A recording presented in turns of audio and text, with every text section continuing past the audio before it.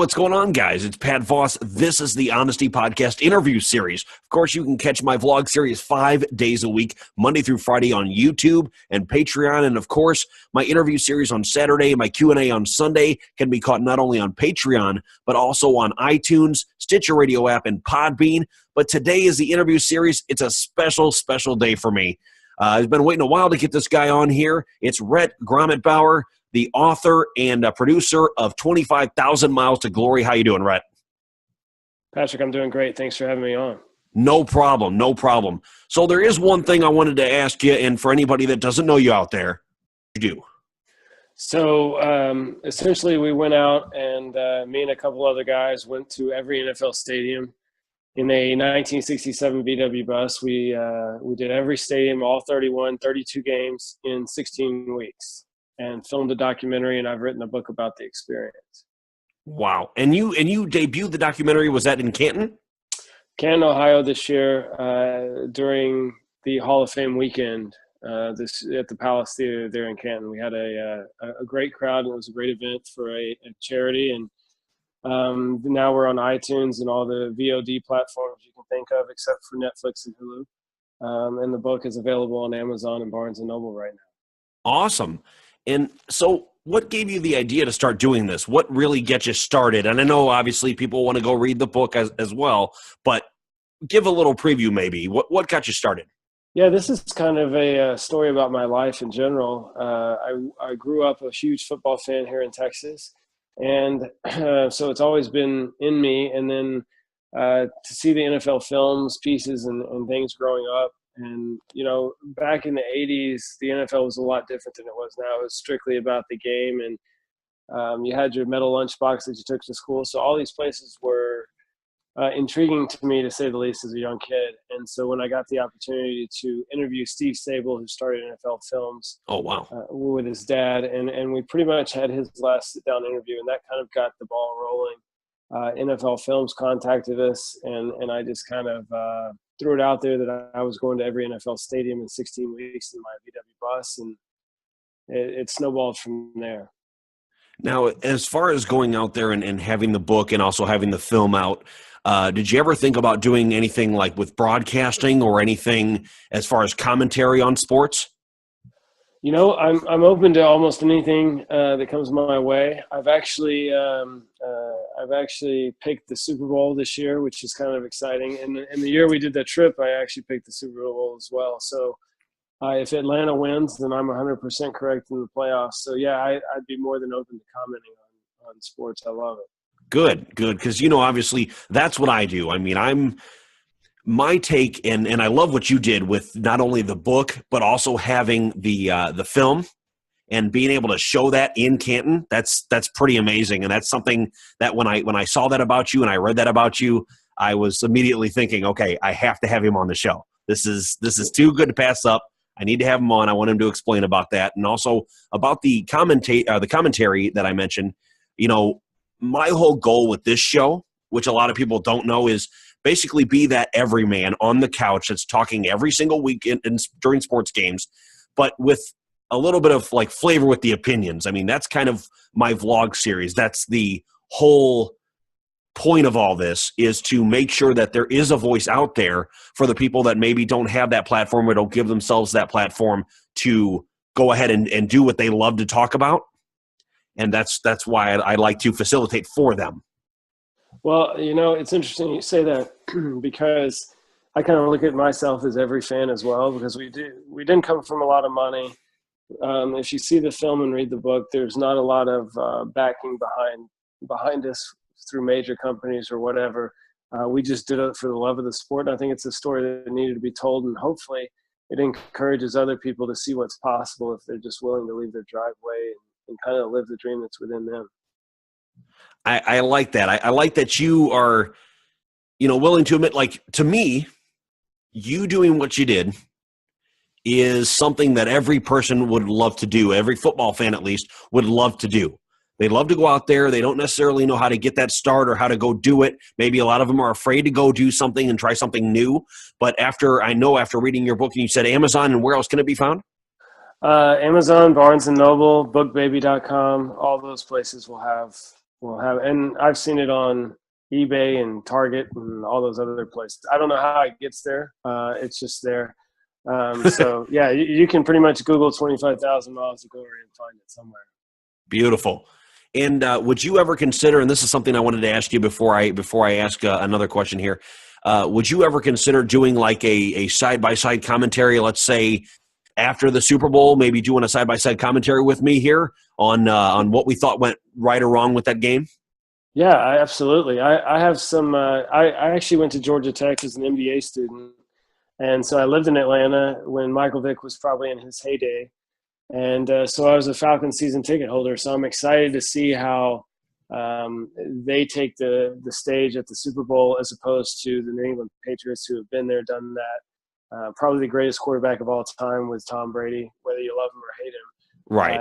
I think his record stands for itself. So it's going to be interesting to see if they can get pressure on Tom Brady and somehow beat the Patriots, because it's truly going to be an outstanding Super Bowl, I think.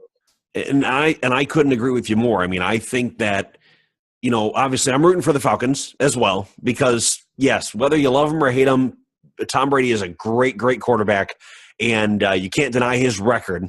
But at the same time, yes, I like the Falcons, and I like to see Matty Ice go ahead and put one down. Even if it's 30-27, I'd like to see him put one down and get himself a Super Bowl ring before he retires. Yeah, I think he's been good for a long time. He lives in a market that doesn't get a lot of publicity because they're on the East Coast, so they're in the same time zone with New York and some of the bigger teams and bigger markets. But I think Matt Ryan's done an exceptional job there, and he's got a lot of weapons. He's got 2 running backs that are mismatches, but we can get into that after the Super Bowl. Well, here's another thing. So there's 2 more things I want to ask you. One, what's next for you? What after this book and the film, what do you see as next for you? So I get that question a lot, and to be honest with you, I've thought about it. It's always going to have, any project I do will have a human interest story, because I think those are, if you watch the film and you read the book, I think they're characters that you can't make up, and the best theater really is real life. And so what I wanted to get at was the heart of, you see these, if you don't have this experience, you see these teams as players and logos and fans, but you never really understand the heart of the matter and why their team is so important to them. And so what I was trying to get into is the human side of, hey, I love my team. We may not have the same team, but we share the love of football. And so hopefully it unites us a little bit. And it's tough, but we picked Canton, Ohio to premiere the film, not only because it was the Hall of Fame, because I didn't want to show favoritism to one team or another by premiering it in a certain city.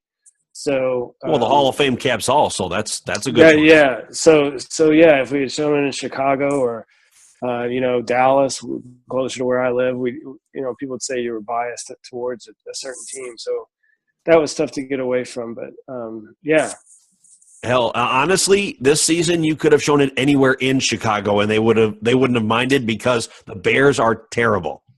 The Bears are terrible, and it's not good for there are a few franchises around that is just better. The NFL is better when they're better, and I think the Bears are one of those iconic franchises that needs to be good for the NFL to be clicking on all cylinders. Kind of like the Raiders came back this year. The Raiders are one of those franchises as well.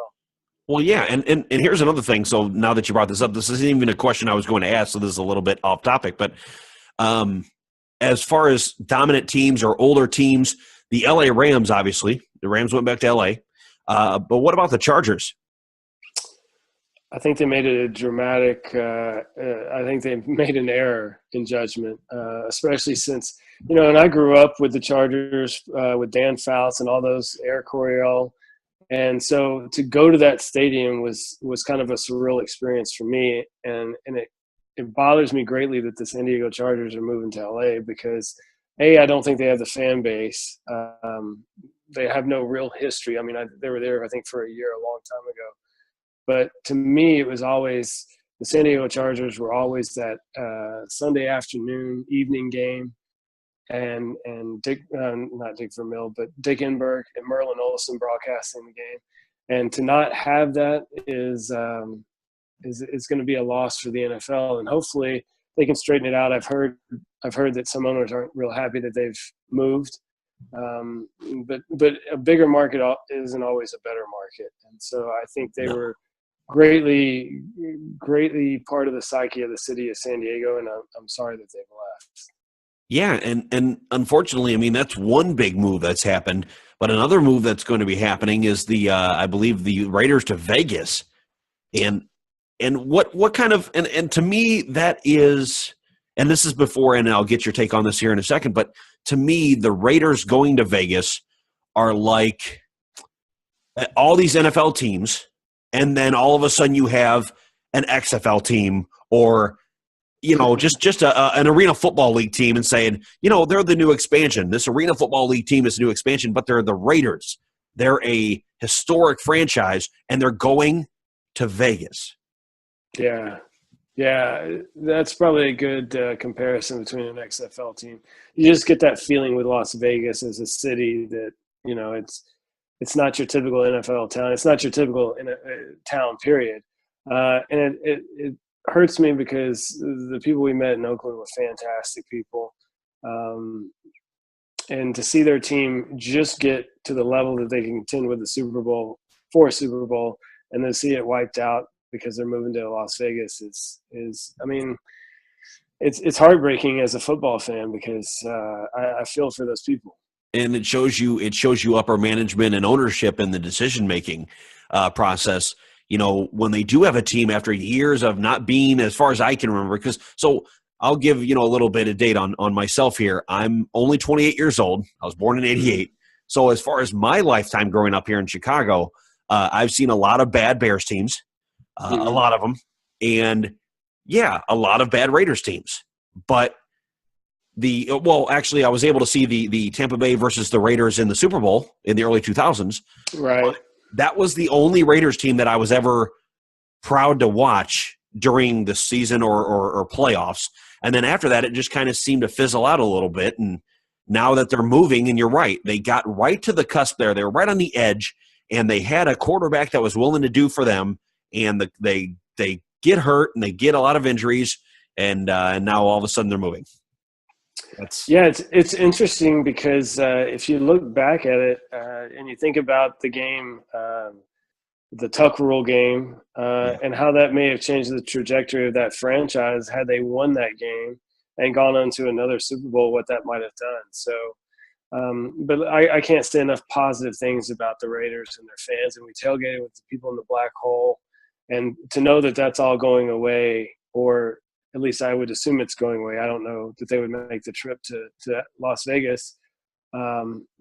It's just not the same. It just shows you how much the NFL puts a value on the dollar and not necessarily the fan and the sport itself. Right, and I made and this was not during a show actually. And there's one more question I had for you before we get off of here for the evening. But the one thing I wanted to say is I made a comparison between the Raiders going to Vegas would be like the Cubs going to Wisconsin. And it just makes no sense to me. It's just a move that is they want financially to make things better for themselves as ownership and management.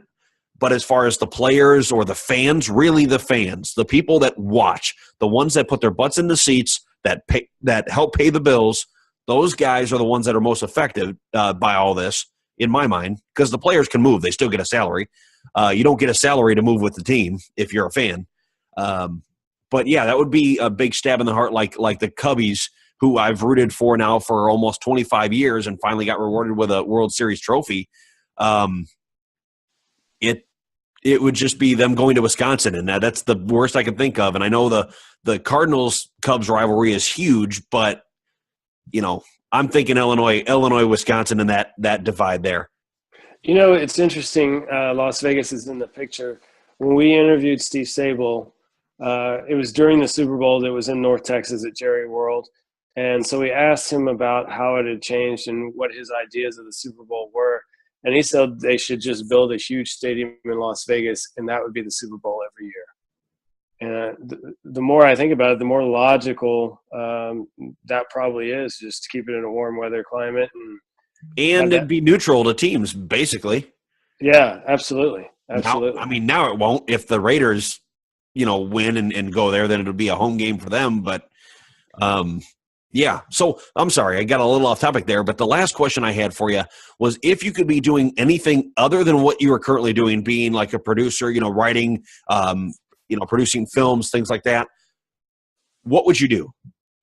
Oh, that's a really good question. Because I usually ask all my interview guests this. You know what? If I could keep my platform to inspire other people, I would go around speaking to students who may not understand, may not have a role model as to, we talk down to ourselves. Our parents may talk down to us. The people in our lives that care about us most may limit us in actuality. And so if I could be an example of those people, and hopefully inspire them to do something great. And like I say, try something, just try it. I mean, when we left my driveway in a 67 bus, we had problems before we got out of town. So, you just got to persevere through those. And hopefully, if it's worth you dreaming about, it's worth you putting the effort in and making that dream a reality, because other people need that as well. So, as you know, I'm Pat Voss, the host of the Honesty Podcast.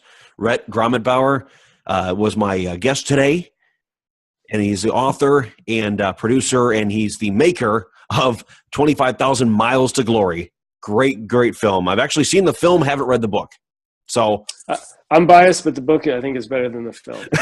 And it usually is more. It seems more in depth. There's more that you can get into with books than film. But I will definitely check out the book as well as. Of course, you can find it on Amazon. Basically everywhere. Just go ahead and Google 25,000 Miles to Glory by Rhett.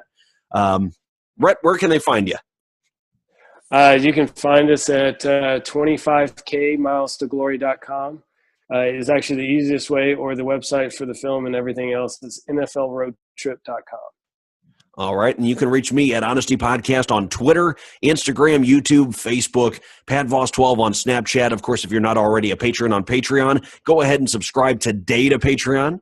And, of course, you can find the audio blog or the audio version of this on iTunes, Stitcher Radio app, and podbean.com/Honesty Podcast. That's it for today, but guys, stick around for next week. Next Saturday, we've got another great interview. This has been the Honesty Podcast. Tell me pretty lies, look me in the face, tell me that you love me, even if it's fake.